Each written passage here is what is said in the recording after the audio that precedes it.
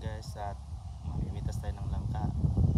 Bali dalawa yung pipitasin natin ngayon. Papayunugin natin siya kasi baka mahulog pa, sayang din.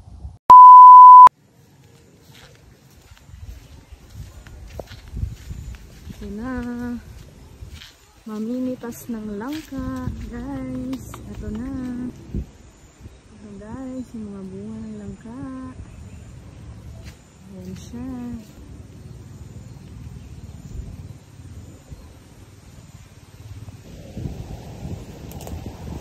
Wow, ang laki guys. Mayroon pang isa. So aakyat siya guys para kunin ang ating isang langka.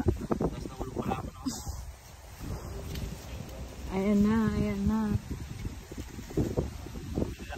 Pwede na yun. Layo na yung ano.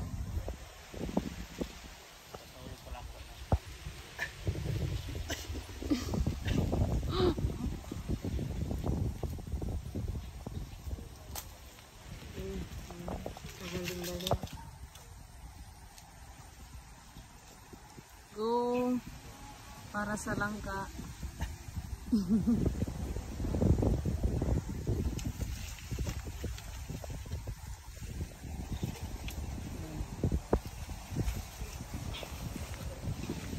So may mga bunga pa to guys. Balik isa, dalawa, yung isa doon hinog na rin yata. So ito guys yung nakuha namin na ipapahinog. Ayan. Siyempre sayang po itong nahulog guys, yung anak niya.